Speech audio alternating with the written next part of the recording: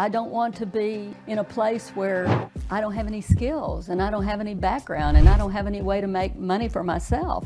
I see a lot of women executives that are stuck right now. They're at the VP level.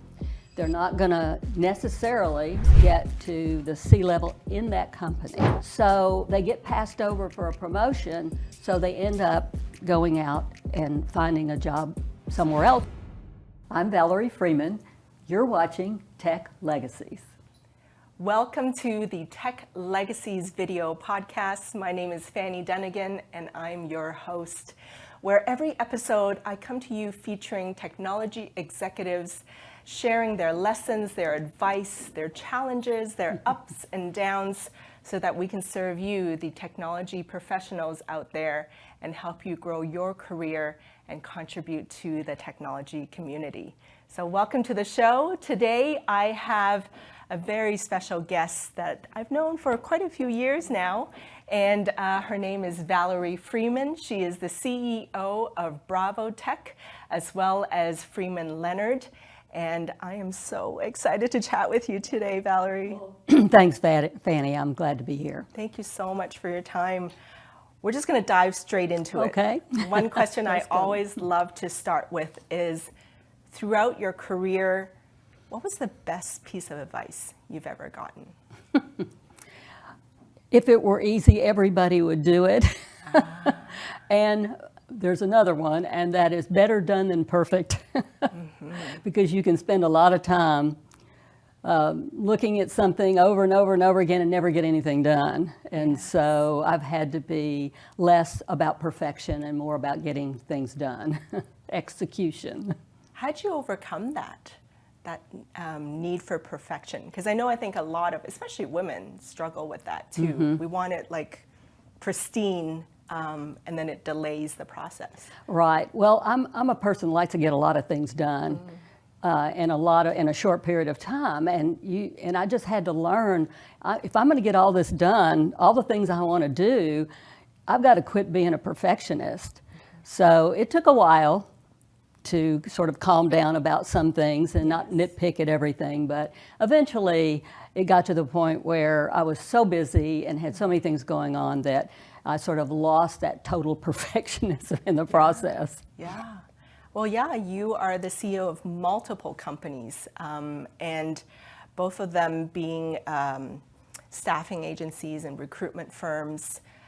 What are you kind of seeing in that recruitment landscape right now as we come out of the pandemic and into this new way of working? What are some of your observations? Well, I will tell you that it's made our job in recruiting a lot more difficult because now we've got this layer on top of everything else that people want and candidates want. Candidates want flexibility. And some companies are not willing today to give as much as they were. And so we have to find out, well, how much time do you want out of the office? And from clients is, do you want someone to work 2 days in, 3 days in? You know, it's just, it's really challenging. And there's so many people that come in our office and they want another job because their company's making them come back to the office. It's really interesting to see all the people that really want to work from home and love it. Now, there are those that don't like that. And actually, my company has some of them on our staff, too, that don't want to work from home. So we're trying our best to accommodate as best we can the needs of our staff and also our candidates and our clients. What is the perspective from the employer? What are kind of like the top 3 things that you're seeing from your technology employers right now? What they want are people with communication skills. They can find technical skills or technical skills that they can train, but it's really difficult to find those that have really good communication skills. So I would say that's probably the first one. And then somebody that takes initiative, someone has a great attitude, someone has a great growth mindset if you're trying to grow your company. So those are the things that companies are looking for. And it's really always difficult to find really good people that fit in the right spot at the right time in your company. It really is a challenge. And so we've been doing this obviously for 40 years, so we know something about what's going on, but it changes over years with what people want and what companies will settle for. And especially in this day and age when the unemployment rate is so low, you have to have some sort of a bigger outlook on what you're looking for and not be so picky, quite honestly.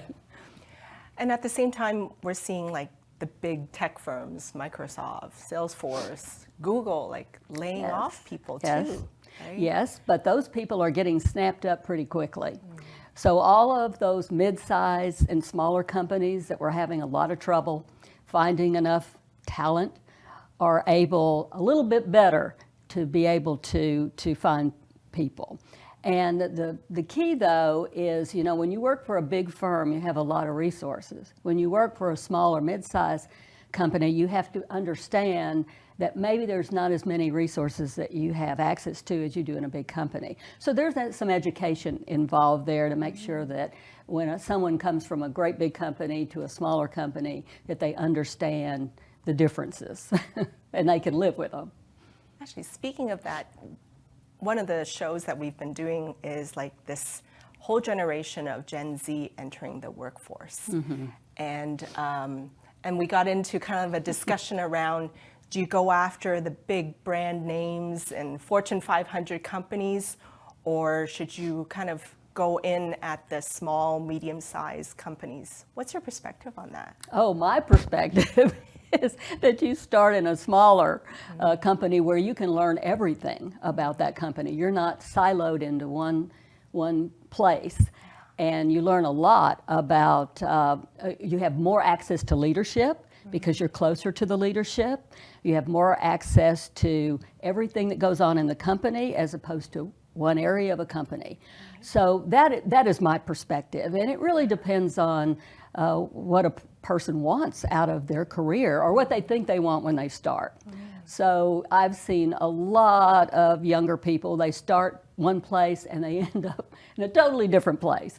And so they need exposure to different areas and different types of companies so they can make a good decision about where they want their career to go, because it's going to change over time for sure. So along that career progression, right, I also see a lot of middle management or supervisors get stuck in the middle, right? Because there's fewer positions at the top, right? Oh, absolutely. And a totally different skill set. Any advice around going from that mid-level to senior level and then eventually the C-suite? If someone is stuck, they need to figure out why or if it's going to ever change. So they've got to look at who's in front of them, how long have they been there, where are they going, how are they perceived in a company, and they also have to look at their boss. Is their boss promoting them? Is their boss talking great things about them? Because if they're not, then maybe something needs to change there. They either need to go to a different place in the company or they need to go out of the company. I see a lot of women executives that are stuck right now. They're at the VP level. They're not going to necessarily get to the C level in that company. So they get passed over for a promotion, so they end up going out and finding a job somewhere else where they could have that opportunity. So it's so dependent on what's going on in that particular company at that time, and also the relationships they have and their boss, really. There are a lot of bosses out there that don't want to lose their second in command or third in command because they're dependent on them. So they don't want to hire another person, they don't want to train another person, they don't know how they're going to work out, so they try to keep that person down. And I see, I've talked to several executive women in the last few months that are in that position, and they're going to be gone because they can't get anywhere with their boss. And that's a shame. That's really sad. It is. Are there certain skills that you think needs to be developed to go from mid-level to senior level?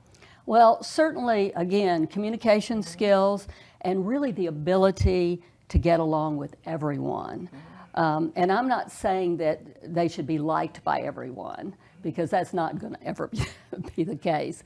But they need to be respected, and they need to develop those relationships all through the company from the lowest to the highest, so that they have the respect of their company, and that's going to get them further than just about anything. If they're considered difficult to deal with, and of course that's a whole nother conversation about what that means, because it's different for men and women, then I think they have a good shot at it, but it really depends on what happens above them. Yeah.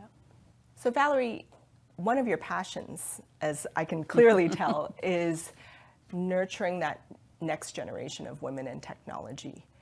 And what are your observations of, I mean, obviously it's a generalization, but as a whole, what are you seeing and observing right now for women in technology, and some of your advice for them right now? Okay. Well, I do know that there's a lot of opportunity for women in technology, more than I've ever seen, ever. And so they need to know that and take advantage of the fact that they have opportunities that someone like myself never had when I started my company. But anyway, I would say that they need to look at their skill sets and their knowledge and keep building their knowledge of the technologies that are out there. If they're not going to use them, they at least know about them and know what they're all about. Know what's coming up in the future, or what's going on with nanotechnology and robotics and so on. They also need to have a little nerve about going in and talking to their boss about, hey, what am I good at? What do you think I'm good at? You know, they need to think about assessments. If their company doesn't provide assessments, there's plenty of them out there on the internet where they can get a good handle on what they're like. You know, what are they good at? They need to know what they're good at, and they need to play to their strengths. But I guess the main thing that I would say is learn how to develop really good relationships with everyone around them, including their boss and their coworkers, and also be willing to go to their boss and ask them and talk to them about their career. Some bosses they say things like, if you go in and you say, well, what do you think I'm good at? They say, oh, you're just fine. You're good at everything, da-da-da-da-da. And they don't really give them good constructive feedback. And so how do you get that? Well, hopefully you can get it from your coworkers. You can get it from the assessments.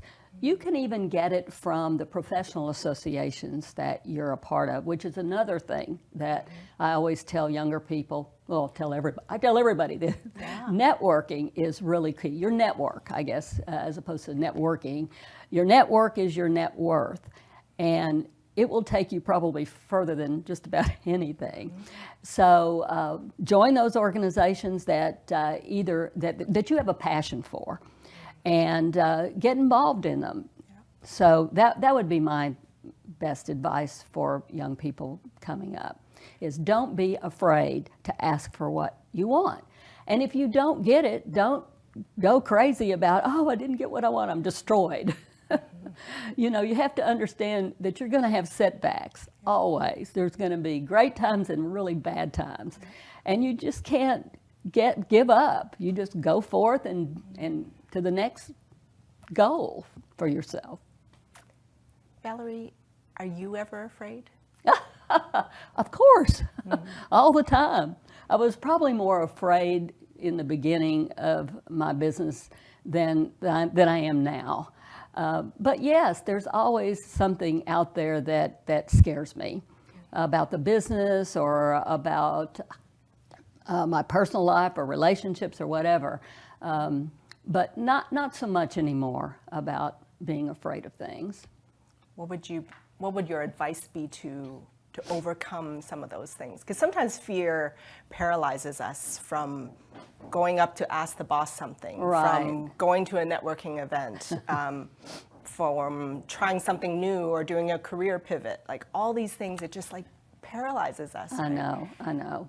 Well, one of the things that I suggest is there's so many great podcasts and like this one, where you can hear stories of people who have been through the same things you're going through. And those are helpful. Those were always helpful to me when I read about people that have one problem or another and they overcome them.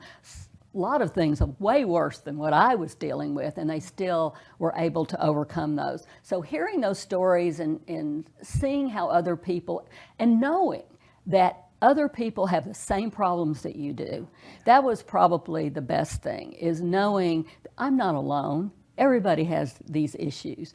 And if you know that and internalize that, that helps. It really does help.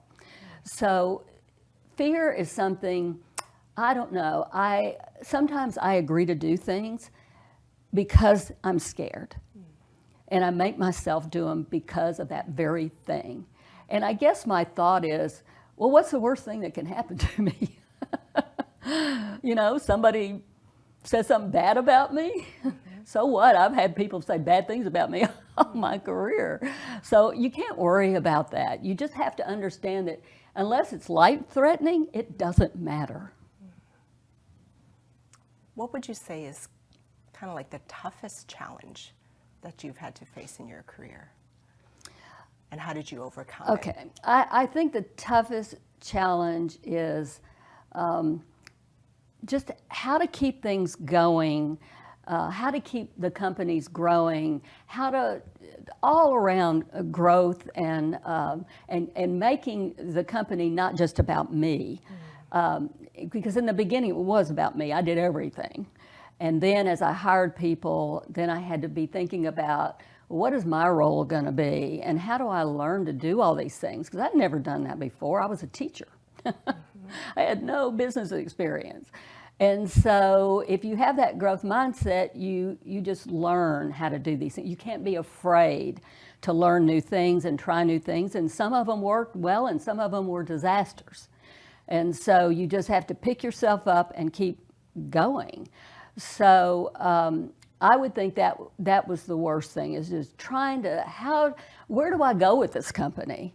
There's a million different ways I could go with it. There's different niches, there's different geographies, there's raising money, there's all kinds of things. And that's really been the toughest thing, is where do I take this company and how do I do it? Mm-hmm. So do you sit with those questions, or how do you get unstuck then? Well, for me, part of it, of course, the company part was just listening to employees. What do you want to do? What do you think we should be doing?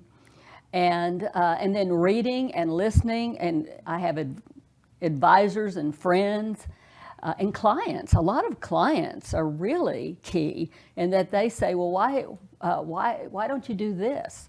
Or it would be great if you had this particular service. And it would be great if you could also service our customers in X state. You know, so you listen to all these people, and pretty soon something comes up that floats your boat and that you want to pursue. I want to pause real quick here and give a special shout out to one of our sponsors, CG Infinity. I've worked with them for several years now, and I can truly say that they have one of the best workplace cultures that I've ever experienced. And they specialize in a variety of industries, especially energy, utilities, and financial services. And they serve them through their Salesforce, cloud, as well as customer experience services. So thank you, CG Infinity, and I hope you'll support them as they have supported us here at the podcast. You mentioned starting off your career as a teacher. Yes. Tell us how you get from teacher to CEO of multiple companies. Yes. Obviously, it took time, lots of Yes, time. it did. But was there something instrumental? Oh, yes. What Yes. was that? Well, after graduate school, I moved to Dallas with my husband, and I went to work teaching in the business division at El Centro College.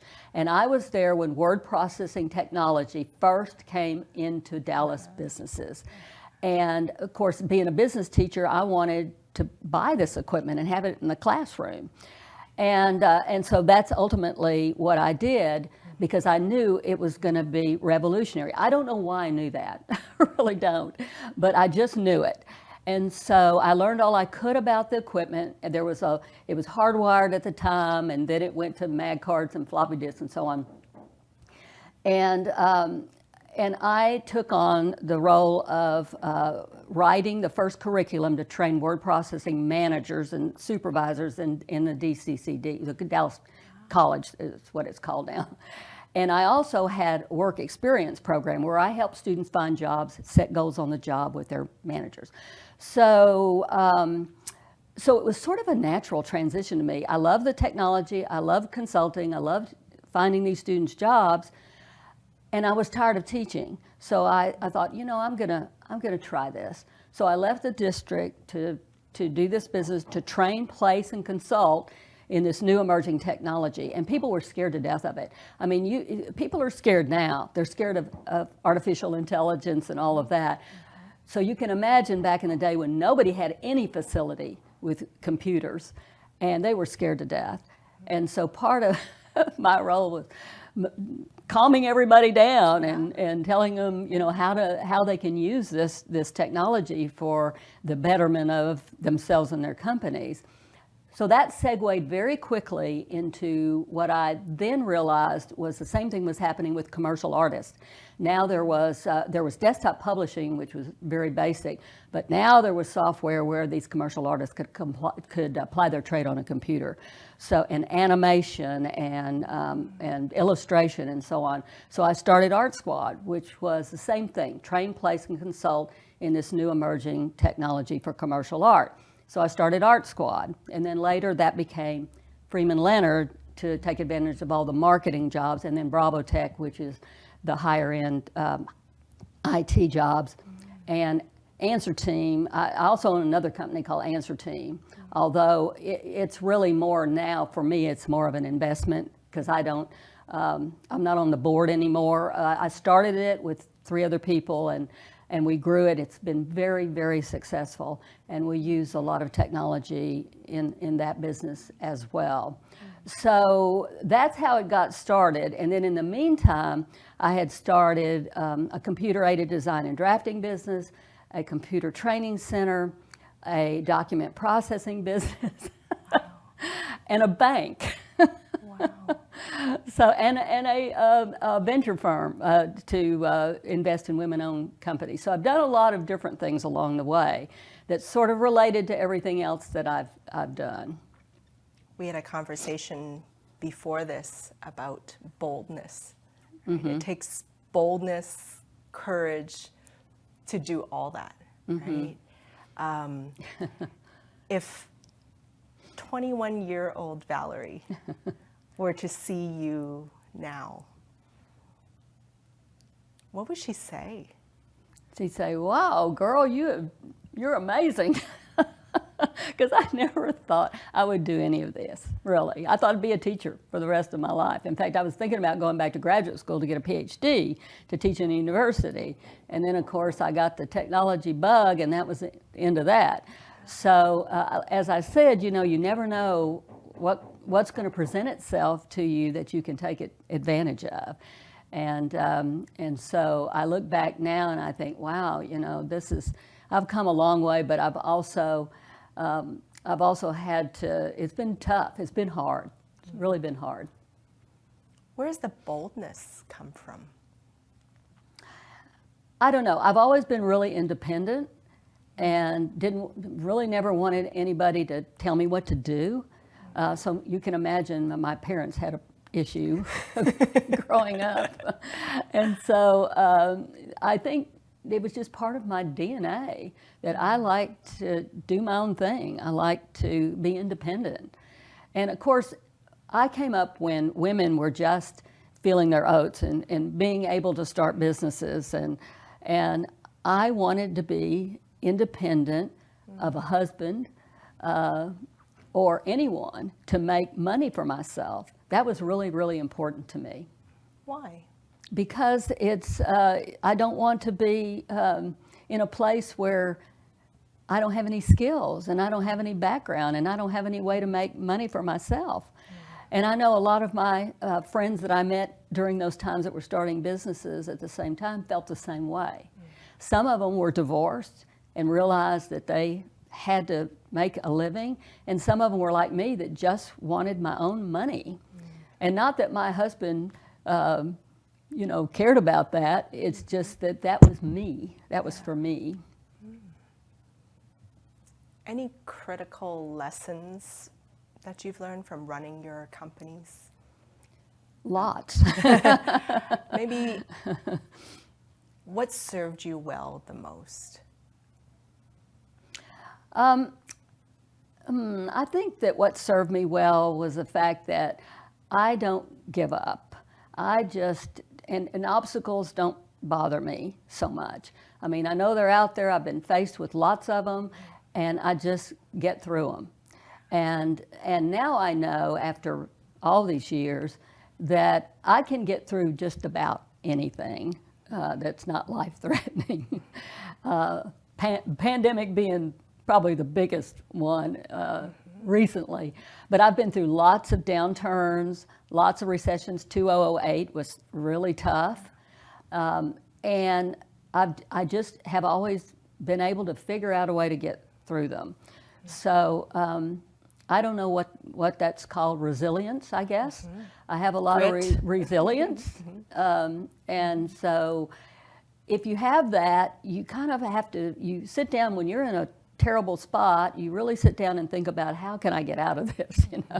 How can I make it better? And it'll come to you. And then of course I had employees, and they would help. They always helped as well. I mean, they were great about patting each other on the back and giving each other's high fives to get through things. And we all worked together to get out of a bad spot. There's a great, I listened to a businesswoman called Marie Forleo. I don't know if you've ever heard of her, but she has this great term. She says, everything is figure-outable. Yes, I agree She with created that. that word, figure-outable. Everything's figure-outable. I agree completely with that. And it's true. Now, at this point of your career, you give back a ton to the community. You're on, like, it seems like you're on every board in Dallas-Fort Worth area, and giving back. I'd love for you to maybe share with the audience, like, some of the key organizations that you're giving back to, and let's use this platform to give them a shout out. Sure. Well, of course, the Girl Scouts is one of my favorites, and especially now that they have the STEM camp here, which is fantastic. And I chaired the board there for a number of years, and during their 100th anniversary. I love what the Girl Scouts is doing. I was a Girl Scout. I sold Girl Scout cookies. And so I really enjoy the Girl Scouts, and I love what they're doing. I love what Alliance of Technology and Women is doing. I really sort of resurrected their advisory council a few years ago and chaired it for a while, and then of course gave up that role to Barry Shirky. But I'm still on the advisory council. I love what those women are doing. They're learning leadership skills, and they're providing all sorts of training to up-and-coming women in technology, and they're also upskilling those that are coming back into the workforce. So they do a lot of great things. I love the Dallas College. I think I was on the board of their foundation for many years and chaired the board of their foundation. And of course, I can't say enough great things. Not only do they provide all of this fabulous education, but it's so inexpensive. Yeah. It's just boggles the mind how good and it's very current they do. too. It's very current, and you know they try to keep up with the technology, which nobody can keep up with, I think, these days. And foundations. I was on the board of the Texas Women's Foundation back when it was Dallas Women's Foundation, the Dallas Foundation, which is a community foundation. I was on their board for a number of years. And of course, in the beginning, I was a member of the National Association of Women Business Owners, which was the first organization for women business owners in Dallas. And it provided me with just a wonderful group of women who were struggling like I was in the beginning and not being able to do so many things because we were excluded because we were women. And it's still in existence today, although I don't do very much with it now. And also the Women's Business Council of the Southwest, which is all women business owners that get together. Are you a member of that? I'm not. No, you're not a member of? No, I didn't know about it. Oh my goodness, girl. See, everything that I learned. You need to be a member. Okay. You need to, and they certify you as a woman-owned business, and they network not only with each other, but also with major corporations that support their efforts as well. I love Kelly Flowers, Women Leading Technology. Yes. She has just been amazing. I also love the woman who started the, now, you know, I can't believe I'm just drawing a blank. It's for minorities in cybersecurity. And she's done an amazing job of putting together this whole program for minorities in cybersecurity, all on her own. Gotten sponsors, I mean, it's just incredible what these women are doing for minorities and women in technology. So it's important to me. I've always been involved in professional associations and community work, always. And for me, for one thing, it's a diversion from the day-to-day running of the company, right? And so I have to get away from that sometimes. And for me, it's fun. I enjoy going to a meeting and learning and meeting people. The network is important. But really, in order to really get from networking, you have to give too. And so I know that's important, and I try to impress upon people how important the network is. And yes, it does take time. And you can't always do everything, and especially if you're working and you have a family, and you know, you gotta watch your time. But there's always something you can do outside your company, and you really need to do that. I guess it was in 2008, when we had that terrible recession, a lot of my executive women friends were getting laid off. They had no network. They didn't know how to use a computer. I mean, it was just awful. So I started a group called C-Suite, and we met on a regular basis, and I brought in speakers to help them with their resume and their bios and teach them skills about the internet and all of that. Wow. And so that was really, really helpful. And I tried to impress upon them, don't ever let this happen to you again. Yeah. You know, it's great that you're, heads down doing great in your job, but it's not enough. Mm-hmm. And I still remember my conversation with Kelly. One of the things we talked about is when you educate a girl, when you lift up women, it has multiple effects on the generations afterwards. Absolutely, because it does. Then spreads, yes. And then to your point, and then they give back to the community, and then it spreads the word, and then that rising tide lifts all boats, right? Absolutely, it does. And also, I've noticed that the women I know in all these groups that have daughters, I say, well, what does your daughter want to do? Well, they're all interested in technology now. Not all of them, but a lot of them are. And they wouldn't be interested if it wasn't for their mothers. So, yes, you're right about lifting all boats. Final question, since it is tech legacies. What do you want your legacy to be? Well, I would say that I want my legacy to be someone that has made a difference in other people's lives, especially women in technology, especially women in general, I guess, because I faced so many obstacles from being a woman back in the day, and how difficult it was to break through, and how we really had to, me and all these other women had to really face some nasty comments and pushbacks, trying to get where we wanted to be, and trying to make people realize that we have intelligence and we have drive and we have it all, and we want the opportunities.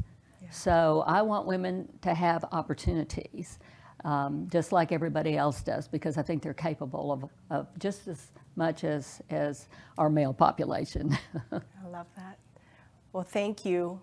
Personally, when I see you, I see what's possible, and then it helps me dream bigger and do more. Oh, good. So thank you for paving That the way makes for me- not just me, but Well. for a lot of other women in the community. Well, great. I always believe that, like, if I could just see what's possible, because maybe I Absolutely. don't know what I don't know, and I don't know enough maybe to dream bigger, right? But when I see other women doing big, big things, then it's like, well, I can do that. Well, and it's possible. yeah. They've shown me that it's Right, possible. Right. Well, in the Girl So- Scouts, we have a saying: "You can't be what you can't see," and I believe that. And you see it every day. I mean, you see these women playing soccer. How many young women have they inspired to play soccer? Now, not all of them are going to be Olympic, but a lot of them could be. So, yes. Thank you for your time, Valerie. Well, thank you. Thank you, Fanny. I really appreciated you asking me, and I enjoyed it. And I have so enjoyed getting to know you. Absolutely. Many more to come. Many more. And thank you, our audience. Thank you for tuning in every episode and listening to this advice. We hope, my goal is that you can take away things that you can apply to your own careers, your own personal life, your development, and so that we can all grow and bring that heart to our technology communities and build the community together. So thank you for listening. And if you are watching this on YouTube, be sure to like, comment, and subscribe to our YouTube channel, Tech Legacies. And if you're listening to this on our podcast channels, definitely subscribe and leave us some feedback and tell us how we can do better and other questions that you want our technology executives to answer. So thank you for tuning in, everybody. We'll see you next time.